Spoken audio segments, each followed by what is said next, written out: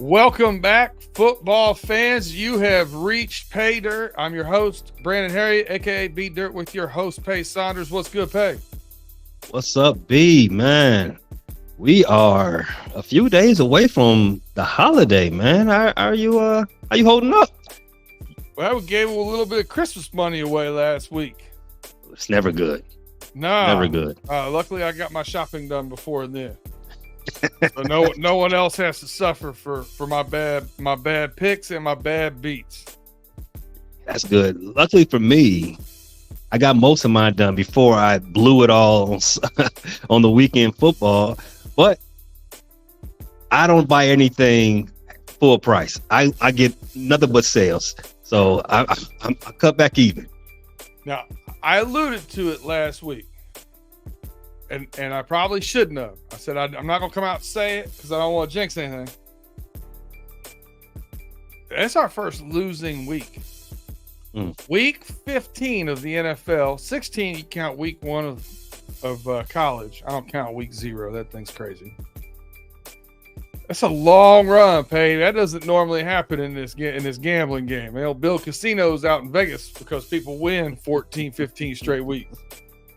Shout out to you. You carrying us, man. So I'm calling it a 3-6 week. Could have been a 3-7 week. I did originally have the Eagles. This is one of those things where I should go on for the fans and make a short real quick before game time, because you start seeing things about Jalen Hurts being under the weather, flew separate from the team, like a lot of speculation that he may have had COVID, yada, yada, yada. Who knows what the real truth was there. Either way, did not make me real confident giving up. It went from 4 points to 3.5. That wasn't enough. It had to go to 2 for me to really be on it. Now, all that said, they covered a 3.5 if they just call that pass interference. When he took the deep shot next to last possession, when Jalen Hurts took the deep shot there, the defensive back, hand in the jersey, pulled down, and then turns and catches the ball. Ifs and buts, candies and nuts. We'd all have a wonderful Christmas. I think that one's the way that goes. So It's the NFL. But it was a good run. Let's get back on the sleigh, if you would. Nice. Holiday spirit. Holiday spirit. Also, I want to apologize for my UFC fans. Here's another thing. Combat sports are crazy to bet. Pay, you and I have talked about this off camera before, because you never really know what happened. Anybody can get caught with one big hit, anything. I picked Paddy Pimblett and Tony Ferguson to go under 2.5. It is getting ready to be stopped with 30 seconds left to go in the first round. Paddy Pimblett has Ferguson on the ground, grounded pound, beating on him. He survives the first round. In the second round, early in the second round, Pimblett hits him with a kick and severely hurts his foot that may require surgery. He was toughed it out, and ended up winning the fight. But then most of the fight from then on out, he kind of went around peppering him with jabs and strikes, but could not get that finish at that point in time. Didn't really try to force the hand after he'd won that first round. So it happens, right? It does. There's two calls, two freak, one freak call, one freak accident, and we're talking about being 5-4. So yeah, what are you gonna do? Yeah, well, I mean, I told everybody to bet Carolina, so you're not alone in this at all, B. You're not alone in this at all. I was gonna let that slide. I wasn't. Hey, I can't wait to see if you're gonna take the under again on Thursday Night Football. That's where I'm at right now. This is 2 weeks in a row. You got that thing out of the way by halftime. Yikes. They had no choice but to fire. People have been talking about firing Brandon Staley for a long time, but I think what a nail in the coffin that was. Jesus Christ. Now, how do you get... Here's what I don't understand. You've got Khalil Mack and James. Bosa. Well, he's not playing right now, right? He's hurt. Right. But still, I mean, Khalil Mack and James on the field, and 42-0 at halftime. In the first possession of the second half, the Raiders run a trick play wide receiver pass. Nope. You go ahead, get my fine money ready if that happens. You're going to see a lot of dirty play. I'm going to play till the echo of the whistle. I'm hitting everybody that I can. Keep your head on a swivel. You can't be doing that. 42-0. You got a wide receiver throwing touchdown passes. Woo! Gee, Jiminy Crickets, man. That was like watching a homecoming game. The way the Raiders just beat on them, and like you said, they just pulled out. They went to the back of the playbook. Said, "Yeah, let's play this one. Let's do this." Yeah, it literally, it was all these plays they had all year and never had the opportunity to run. They're like, nah, why not? Let's run it now. Yeah. It's wild. They can't stop us. So, enough about last week. Let's go see if we can get last week back. Get right back in black. Start off with the usual Thursday night football. I think it's a juicy one this week. Mm-hmm. We got the Saints at the Rams. Rams are 4-point favorites. The over-under is 46. What are you thinking out there? So the Saints are garbage. Let's just go ahead and put that out there. The Rams, the last month or so, you've been telling me the Rams might be good. And I've been, pessimistic on them. You've poo-pooed them a little, yeah? Yeah. But, they've got Kyron Williams back. He's a strong runner. The Saints defense is not as good as it has been in seasons past. Their offense is alarmingly bad. And when I say alarmingly, because there's a lot of bad offenses out there, and they are right around the bottom of them.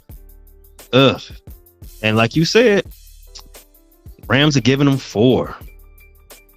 I kind of believe the Rams can beat them by a lot more than 4 in their own house. Well, here's the way I'm going to look at it. Name a team with a winning record right now that the Saints have beaten.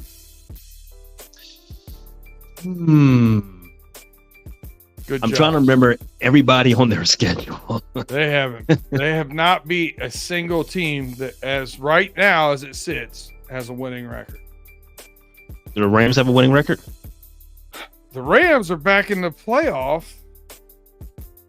They're in the hunt? Contention. They're in the hunt. They're in the graphic. There you go. Now,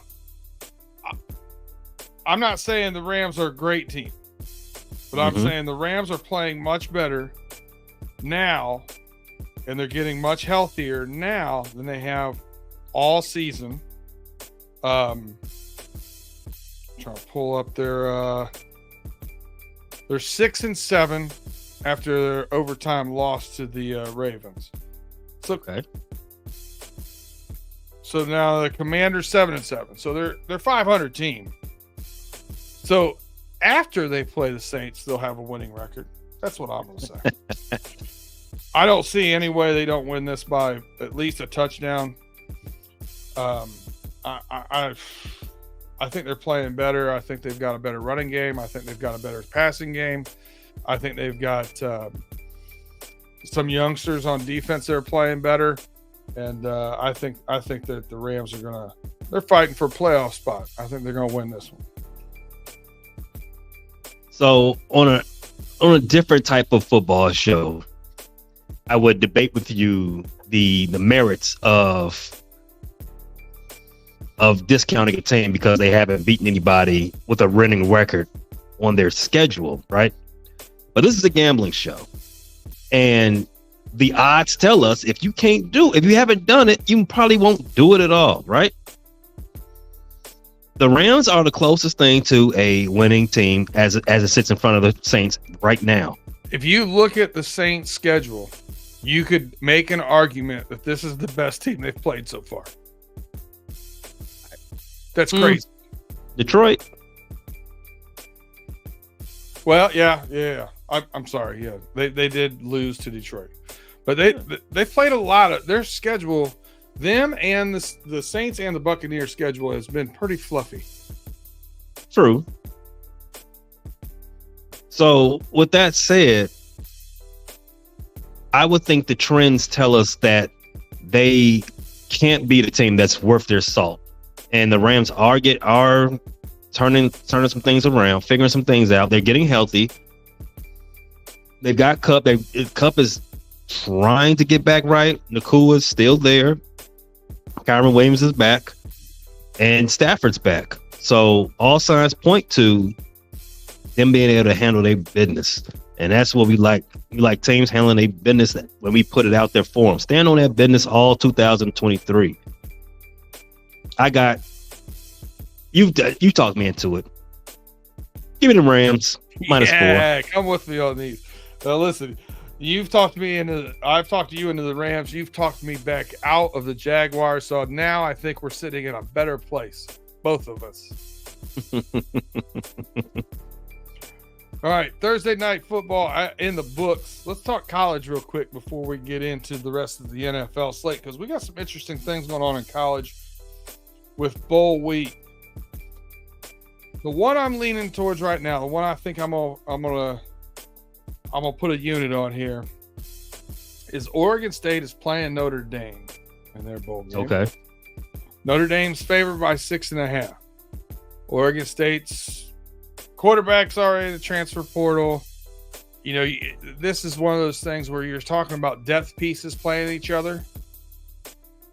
Because of that, I have to believe that Notre Dame has a much deeper roster than Oregon State. So I think Notre Dame goes in, takes care of business, and wins by more than a touchdown. I can see that. Notre Dame has been a little underwhelming for me. This is a good team. I just think because of the big uglies and the running backs and the depth there, I think they'll be able to pull it out. Okay. I don't have any reason to disagree with you. Let's go Notre Dame. Let's handle that business. Why not? This is either a 1 unit bet or a parlay filler to me, though. This isn't something I'm riding hard on. I like no Freaky Friday on that. I'm not getting heavy on this one. There's some other news out here. I know you're in Atlanta right now, but originally from Chi-Town. So I have to ask you, how the hell did Northwestern make a bowl?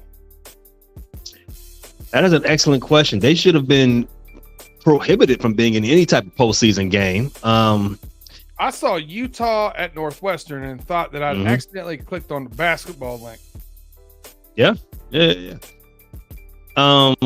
Northwestern, they came into the season with a lot of turmoil. They had to fire their coach, Pat, who had been their best coach in their entire program history. So them being a bowl eligible is a surprise. Now, that's an upset in itself. Yes, they're actually been pretty good. They were toilet water last season. I think they only won 2 games last season, if not, or maybe even less than that.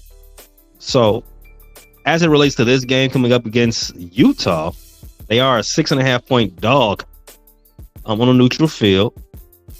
I do not have any reason to take Northwestern over Utah. In fact, Utah should be high. The spread should be higher than that. I think Northwestern getting a little Big Ten bias in this one on that line.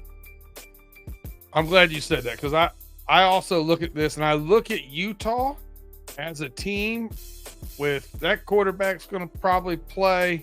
That team's going to play. That team's going to play for its coach. They're a tough-minded team. They don't have a lot of people that are going to be jumping portal. They don't have a lot of people that are going to be sitting out because they're going to the league. These are kind of prove-it players, right? They're not first-round draft picks, early first-round draft picks. Because of that, I think you're going to get an actual Utah game against an actual Northwestern game for the most part, as much as you are right now in the state of college football with all this transfer portal stuff going on. So I like Utah for the same reasons. I think they're a 10-point to 14-point win.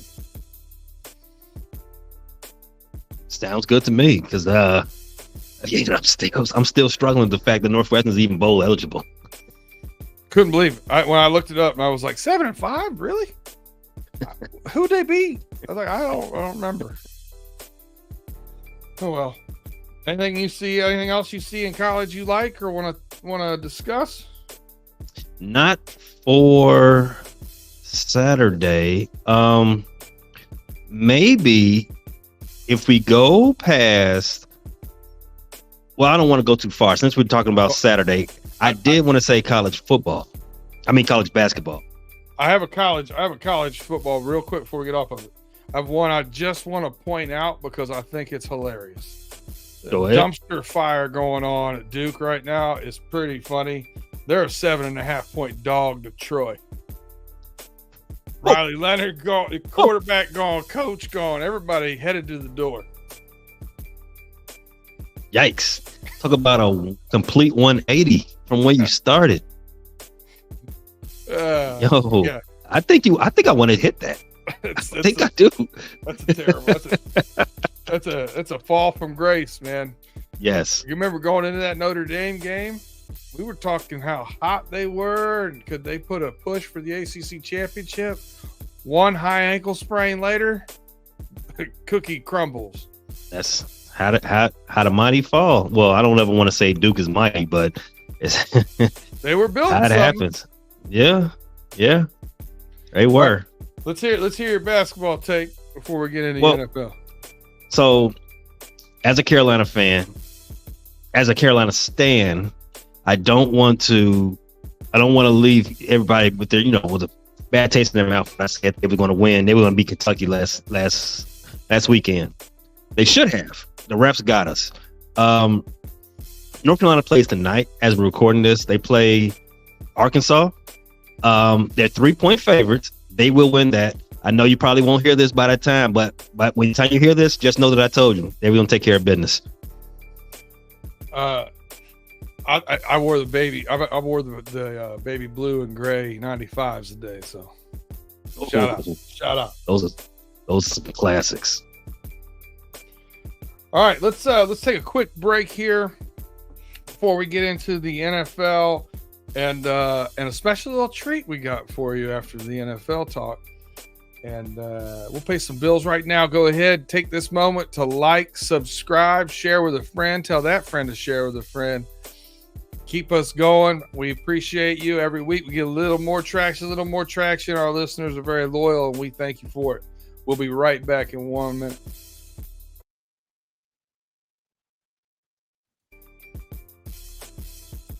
All right, welcome back to Pay Dirt. Your host, Pay Saunders, here with your host, B Dirt. That'd be me. NFL time. We did touch on Thursday night football. And once again, we got some Saturday football. Mm-hmm. Finally not taking the under. You're not taking the under? Is that because you're drinking the Kool-Aid? I'm not drinking the Kool-Aid per se, but when you put up 30 points, over 30 points a game, over 90 points in 3 games, I'm probably not going to bet an under 37 on your 4th game. Listen, and that defense is not playing like it was. You got Minkah Fitzpatrick out. For those of you who have not caught on yet, we were talking about the Bengals at the Steelers, 4:30 Saturday. The Bengals are favored by 2. Minkah Fitzpatrick is out. KZ has been suspended for the remainder of the season, so they have both of their starting safeties out. The standard is the standard, B. Come on. This is the Pittsburgh Steelers here. Jamar Chase is not going to play for us, and I don't know if he'll play the rest of the remainder of the season, to be honest with you. He has a sprained shoulder. For those of you who are not familiar with AC joints, when that pops, the next step by getting hit there is to break your collarbone and have surgery. So I doubt that they want him to do that. I think that's a 4 to 6 week heal. And then it's all about pain management at that point in time. I suspect that he won't play the remainder of the season, regular season, that is. But that said, Jake Browning completed passes to 11 receivers targets last week. So he's not reliant and just feeding Jamar Chase as much. He's spreading the ball around. As a matter of fact, our leading reception getter last week was Tanner Hudson with 5. I don't understand the Bengals 2-point favorites. The Steelers got a lot going on. Only thing that could happen here is if TJ Watt wrecks the game single-handedly. I think we figure out a way. That. I know he has, but I think we figure out a way not to have that happen. I'm taking the Bengals in this one -2. All right. So, what a build-up. You gave a lot of information there. Some of it I didn't even know, and I'm going to take some of that information and use it in fantasy to benefit my cause this weekend. I was going to start Browning, but I also have Kyler Murray. And I was thinking my numbers were telling me go with Kyler. But now you're telling me that Browning can spread the ball around against a defense that's playing bad? He's proven it. I got to take it. I got to take him. I'm putting Browning in the game. The one thing you'll want to keep an eye on, look at the weather going into Saturday. We're supposed to have it's supposed to be in the 40s in Pittsburgh and raining, depending on how sloppy it is. If it's not too sloppy, I think you're golden. All right. So, how I feel about this game? If you've been listening to me, I've been telling you that the Steelers do not profile as a good team. They are incredibly coached. That is why they have 7 wins as of right now.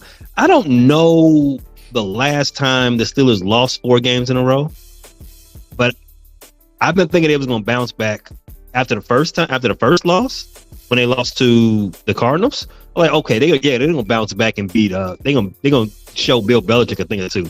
They didn't. Like, okay, they lost 2 straight teams. They lost 2 straight games to 2 garbage teams. No way they lose a third. Ooh, they did. So now I have to ask. Now I have a question: are they going to bounce back? And now they're playing a division rival, a team that's actually ascending. I don't think that they're bouncing back, bro. I don't think that 2.5 looks like free money. And you know what? I'm putting 3 units on this. Hey, now. I'm putting 3 on this. I'm taking this. This is easy bread. I want this. I can't disagree with you. I'm remiss to not tell you that I've already got 5 units on it. Yes. Yeah. It when it fell from 2.5 to 2, I was like, yeah, that's good. I'll take that. Oh yeah. The only concern I really actually have for this game is DJ Reader's going to miss the rest of the season with a torn quad. Our run defense can be a little porous. They can't run the ball. Yeah, they haven't been able to run the ball recently, and I really think that you're going to see with him out. I think Lou Anarumo will shake things up and bring more people down in the box and force them to beat them with Mitch throwing the ball or with Kenny's practice. Mason was announced as a starter, and then Kenny Pickett was limited practice today. So whoever it is, they're going to force that person to beat them. So I'm cool. And as if you've been watching the Steel Curtain show the last 2 or season and a half, they don't have a quarterback who can beat you. So where are you going with your next NFL pick? All right. So I'm going to save my easy winners for last. I'm going to go with the topic here. So the next game that I'm pretty sure about, I got Minnesota at 3-point dog playing Detroit for the first time this season. Another division game. Detroit looked good last week. Detroit needed that win to get off the schneid. They needed to put hands on somebody. However, this is a division game. Minnesota's fighting for their playoff life. They will make it very difficult for Jahmyr Gibbs, David Montgomery to look as good as they did last week. They will make it difficult for Goff to throw 5 touchdowns against them. Goff had been playing horrendous up until last week. He had been giving the ball away at a precipitous clip. And the Vikings are a team that's going to force you to make quick decisions. With that being said, they're at home. I think this is a field goal to win the game type of game. I got the Vikings. It's +3 right now. I'll be more confident if it was a hook attached to this. But I still take the Vikings +3. The way I see the game going out, I'll just tie. Worst place, I'll just tie. This is when we get in a bad spot here. This is my next game too. You always talk about water finds its level. The last, since coming to Detroit, Jared Goff's thrown 8 picks, 7 picks. This year he's already had 10. I think he levels out here. I don't think we see the turnover machine going forward. I think he had that little hiccup, and that's probably behind him now. What I saw last week, I mean, I don't see them as forcing a whole lot of turnovers. You keep Danielle Hunter at bay, and the rest of it pretty much takes care of itself. I like the Lions to go out here and take care of business, and I think the guy that's going to have the biggest day is going to be Sam Laporta. I wouldn't be surprised here to see again. I wouldn't be surprised to see 2 touchdowns out of him. I think he matches up favorably to them. I think they'll probably roll coverage to Amon-Ra St. Brown. Maybe Reynolds pops on, or maybe Gibbs may not have a big running day, but I could see him catching the ball out of the backfield. Really? So I might even look at some prop bets on that game too. I like the Lions in this game. I think they're going to beat the Vikings by 2 tutties. Did you know Sam Laporta has the 6th best odds for Offensive Rookie of the Year? You know what's funny? I didn't know that, but I do know that historically, rookie tight ends do not fare very well. Exactly. No, not at all. A good season out of a rookie tight end is normally 800 yards. Exactly. And Mike Ditka holds the record. I think Sam Laporta is not only that good of a tight end, but right guy, right place, right time. Filling in for another ex-Hawkeye, TJ Hawkinson, which is going to be on the other side of the ball. So I by the way, I think that's where the Vikings could have the most success as well. I think same thing is going to happen on the other side of the ball. I think they're going to roll double coverage over to Justin Jefferson, kind of like the Bengals did. If Addison beats you for 100 yards, he beat you for 100 yards. Who cares? We're going to roll double coverage to Jefferson and get physical with TJ Hawkinson and see what happens. So, I don't know. There's a reason why Nick Mullins isn't a starter in the NFL. True. I'm not mad at that. I'm a little shocked at the odds for Sam Laporta for Offensive Rookie of the Year, but definitely shocked at some of the names. Obviously, CJ Stroud, the runaway favorite. Jahmyr Gibbs at +2,000. Puka Nacua +2,000. Oh, here's the one that's going to shock you. Bijan Robinson +3,500. Jordan Addison +5,000. Sam Laporta +7,500.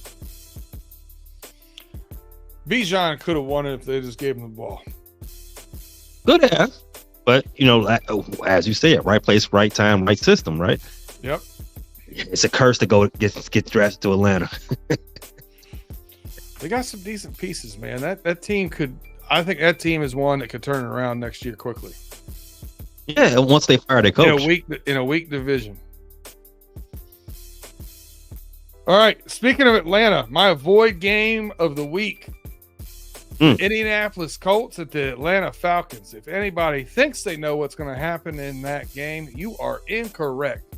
Those two teams are incredibly unpredictable.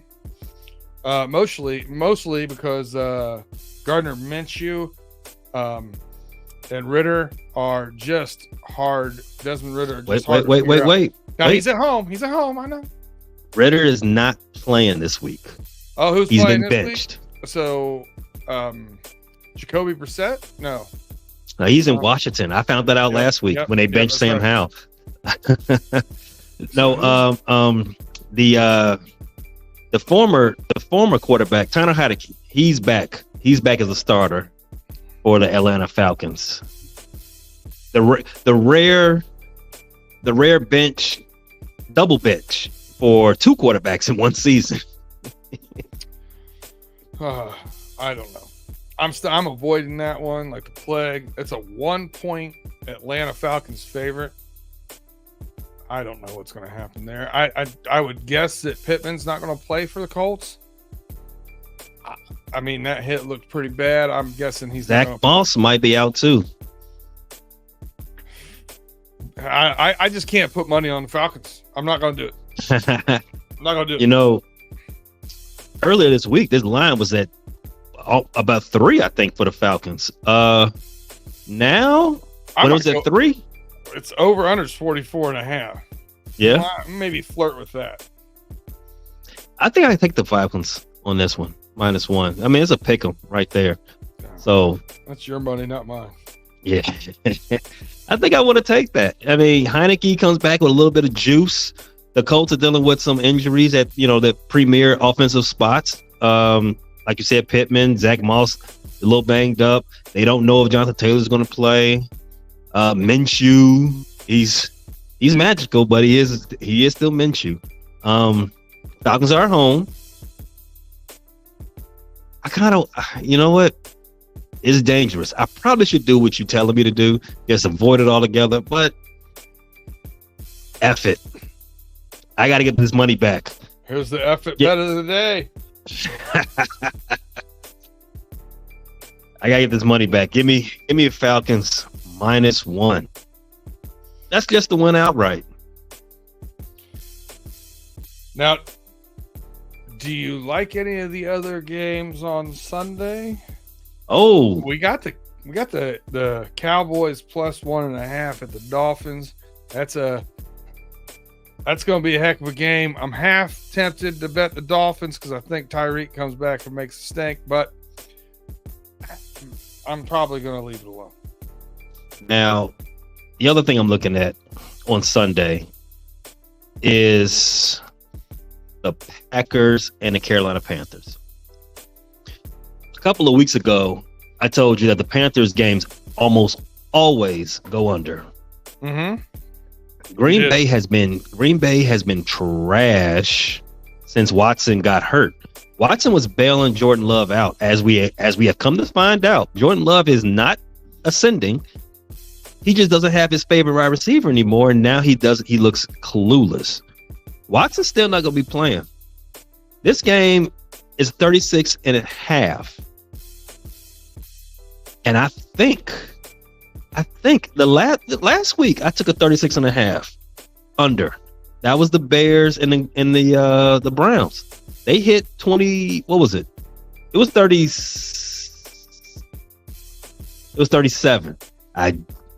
It was 37.5. That's right. And I took that 37, and it was 38.5. I'm sorry.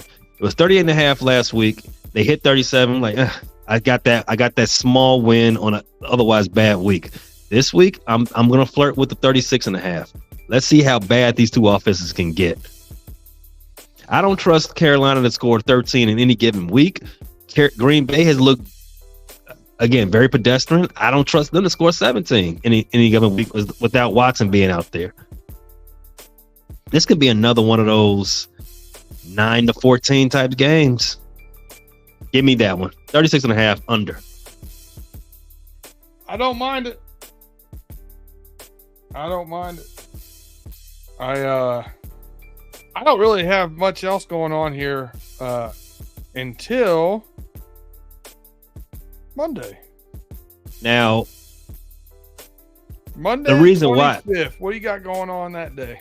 Anything? The reason why it's kind of skanked, kind of skimpy for these picks, because there's some 3 easy ones out there. 3 easy ones. I don't know if I like that line, but Buffalo is playing the Chargers on Saturday night. The Chargers just got walloped. Chargers look like a high school team. Philadelphia loses 3 in a row. I don't want to poo-poo that, but they're playing the Giants. Kansas City they're playing on Christmas, and they are playing the Vegas Raiders. All 3 should win. Moneyline parlay. This is a money line parlay. You saw me building it. It's a money line parlay. Now, if I put 2 units on this parlay in DraftKings, I don't really get anything back. I get a unit and a half back. So you know what I'm gonna do? I gotta make the juice worth the squeeze. Okay. I'm gonna take that Cincinnati Bengals. I'm gonna keep my original bet at taking them straight with 3 units, but I'm also gonna throw that in that parlay too. Juice this up a little bit. There you go. And make that a 4-legger. So now I'm gonna put 1 unit on that parlay and make it. And now the odds have gone to plus 203. I get 3 units back. Not mad at that. No, I like that one. The money line should come through on those. I like those games. I do like a Christmas game though. This is nasty work from the NFL. This is really treacherous. Why did they put 3 games on Christmas? Don't they know another sport dominates the Christmas schedule? Did they forget that? Or are they just like, they're the bullies. They're bullies. I'm telling you, Christmas morning, open some gifts, have a hot chocolate or a mimosa, whatever you're into, have a good time. I'm not going to watch the Raiders and Chiefs. Not intently, at least. I'm not going to watch the Giants and Eagles. Not intently, at least. But I'm going to watch 8-18 Ravens at 49ers. Yes. 49ers are favored by 5, over under 47. The Ravens are going to have to clean up some of the stuff they've been doing. This is not a game you're going to be able to go in and turn the ball over or have weird 3 and outs. You're going to have to come out here swinging the whole game. I think the 49ers are hot. I think they're playing better than any team in football. I think at home, Christmas night, I think they make a statement, man. I think they beat the Ravens here pretty handily. I got them winning by 10. I don't have it going handily. I think, you know what? I was saving this for a later episode of the homies because the question was going to come up. Our producer, he was going to put me on the spot at some point, and I had this take teed up. I think San Francisco is the best team in the league, but they are vulnerable in one area. And I've said it before. If you can get in the alleys confidently and run the ball with some force, at least you can make the San Francisco Niners respect you. And what do the Ravens do better than anything else? Is that run the ball in between the tackles. I don't see the Niners beating them handily. I can see the Niners beating them. I did just say they're the best team top to bottom. I mean, they are a super team, but the Ravens aren't no pushovers. No. The Ravens have the best. To your point here, the Ravens aren't going to get bullied. No, not at all. Not at all. They are going to hit somebody in the mouth early and let you know the game is on. The game is on right here, right now. The Ravens have the best pass defense in the league by far. They are going to make Brock Purdy beat them. You're going to have to beat them. No more the, no disrespect to Brock Purdy. No disrespect whatsoever. I do not think he's a system player. I don't think he's a game manager, anything like that. None of the connotations that are negative that you would call a quarterback. But Brock Purdy is propped up by his playmakers. Don't want to. That is the honest to God truth. CMC, Debo, George Kittle, they make plays. Brock Purdy puts them in position to make those plays, yes, but they make plays. Baltimore's going to make Brock Purdy make plays for himself, and if he can do that, give him the MVP award that day. I don't see it happening. I see this game being a lot close. In fact, I see this game being a shootout in some respects. A lot of running the ball. I see CMC looking good. I see the Ravens with their consortium of running backs. I see them doing their thing as well. I got this game going over. I did all that rambling to tell you the game's going over. As far as a winner, I like Ravens +5. I think this is going to be a 2-pointer. See, going into this show, not having spoken about any of this stuff with you, I would have thought, this is going to be the one we disagree on. The Lions and Vikings, I did not have pegged. But I figured you would take the Ravens. I don't see it that way. I especially going out to the West Coast on Christmas. I'm taking the 49ers. It's gonna be fun to watch though. This is my yes. This is my Super Bowl pick, and we should have started the show talking about what we're making for Christmas to eat while we're watching these games. I'd have told you I got a recipe I saw on Instagram. Make your own pizza, steak pizza. It's gonna. Cannot wait to put that on. Can't wait to videotape me making that. But anyway, this is going to be a great game. This is my Super Bowl pick for each conference. Oh my goodness. The only thing I'm super confident about is that total. This is definitely going over 47. The Ravens could win, 49ers could win. In my eyes, I don't think the margin is going to be that high, but that total, trust me, over 47. All right, I don't dislike that. Again, I'm always last minute on over-unders. I pay attention to the weather for that stuff sometimes. And sometimes, a starting quarterback gets sick and flies out separate from the team. And you got to get away from it. So you got to watch those kind of things. That concludes the NFL for us. But we've got a special nugget for you guys. As Pay alluded to, Christmas is normally ran by a different league. The NFL's going after some NBA airtime here. Mm-hmm. And my nugget is actually a 3-team parlay. Woo! And we'll start off with the Nuggets for my nugget. They're playing the Golden State Warriors. They're 5-point favorites. The Golden State Warriors are in complete disarray. I think the dynasty's coming to an end. Mm-hmm. I think they take care of business. A nationally televised game. I think they roll away with this one pretty easily. I got the Nuggets covering that one in the first leg of my parlay. Nice. Christmas parlay would not be complete if you didn't take the reindeers, correct? That's correct. Gotta have the reindeers for Christmas. Gotta have it. We're going to go to the Milwaukee Bucks. They start the festivities off at noon against the Knicks. Milwaukee favored by 3. I think Giannis dominates this game.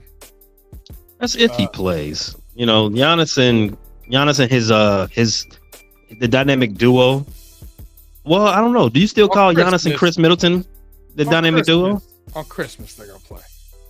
They're gonna play on Christmas. They better. They better. Yeah, the Knicks, you know, they have their moments, but I think Milwaukee takes care of business here. Who is gonna on Christmas going into Madison Square Garden? That's not the game load management game right there. That's not it. I got Giannis going in there and dominating that game. Okay, I'm not mad at that at all. I would take Milwaukee. I would take both those picks. Denver is way better than 5 points than they over the Golden State Warriors. Golden State they're not that good. They're not that good. I also think that's going to be a solo bet for me as well. I mean, the only way that game stays close is if Steph goes off for 50 plus. I mean, in my mind. Is it possible? Yeah. Is it probable? No. And then the last but not least, this is going to be real deep in the eggnog for me. We got a 10:30 start. West Coast. Mavericks at the Phoenix Suns. Unlike one of our cohorts over on the Know-It-Alls and Homies podcast, I don't think Luka's trash. I think Luka pretty good. Wow. I'm going to take the Mavs +4. That's a bit of a hot take. Luka's good. That's pretty hot. Luka Doncic, good at basketball. Any more analysis you guys reach out, come on in for real cutting edge analysis like that. Luka Doncic, good at basketball. So looking at the schedule for the Milwaukee Bucks, usually if they play it back-to-back, you can go ahead and scratch Chris Middleton out. You might even go ahead and scratch Greek on some days. But they play today, as we're recording this, Thursday. And they don't play again until the 23rd, Saturday. And then they stay in town for New York and play them again on Monday. So no jet lag. And they get to see the Knicks twice in 3 days. Huh? I like it. I like it. They might rest their players on Saturday night. If they do rest them, you definitely want to make that bet against them on Monday. So I'm going to go a 1-unit parlay with a 2-unit Nuggets bet to cover this anyway. And that's going to be my Christmas NBA style. You got anything you want to add to that? So the Philadelphia 76ers have been the best team in the Eastern Conference to me, by far. If you just look at strength of schedule, like opponents, their point differential, everything. JoJo Embiid continues to get better. How do you get better from an MVP season? How do you get better from a scoring championship 2 years ago? He just keeps getting better. Tyrese Maxey, he's out of the shadow of James Harden. He is amazing. And for some reason, on Christmas, they got them as a 1.5-point dog to Miami. Heat culture. Miami are some bullies. Miami hasn't been amazing. They haven't blown the doors off to me even this season. As a matter of fact, I don't think they're that good this year. Again, I've said this before, and they ended up in the GD finals. But I don't think they should be 1.5-point favorites over the 76ers. 76ers are the best team in the Eastern Conference right now. Slightly better than the Boston Celtics. Bam, I'm not going to try to say his last name. He's been hurt with a hip pointer of some issue over the last couple of weeks. He's ramping back up. Bam has always struggled with players bigger than him. They don't have a player to defend JoJo. JoJo? Out of Bayou, if anybody wanted to know, huh? That's a deep cut. That for those that listen to the pirate ship, that's for you. I can't see it. I got 76 taking this home. I'm taking them on the. I'm taking them on that 1.5. This is easy money for me, and I'm going to compound with everything you said. I think Denver's an easy bet. I think Luka and the Mavericks are an easy bet. I want to put 2 points. I want to put 2 units on this parlay. Hey, now go ahead, give me some money. That's a Christmas gift to yourself, Pay. I like it. Yes, I need it. All right, well, good stuff. Hey, we're back in black this week. Come ride with us again. 14 strong weeks. 15th, count that first week of college. We got to get back in the saddle. Eat it. Go catch my man over here at the Chi-Town bulletin board. What you got? You got an NFC podcast you do too, don't you? Well, that's all on the Bear Claw feed. The NFC, the NFC North Roundtable. As you said right there, the Chi-City bulletin board. Those are 2 FSSN shows. You can get them on your audio. Also, if you want to check us out on YouTube, you can find us at the Frustrated Chicago Sports Fan. Right there, you got all your clips. That's a great name. And if you're a Chicago fan, it hits you right where it hurts. Yeah, we're everywhere for you to. You can find the Bear Claw on TikTok, Facebook, Instagram. We're all over the place. Check us out. And Friday night, we have the homies and the homies overtime. Come on into the chat room on YouTube. It's going to be a good one. There will be an ugly sweater party going on. Come get it. That's this week? Oh, I thought it was next week.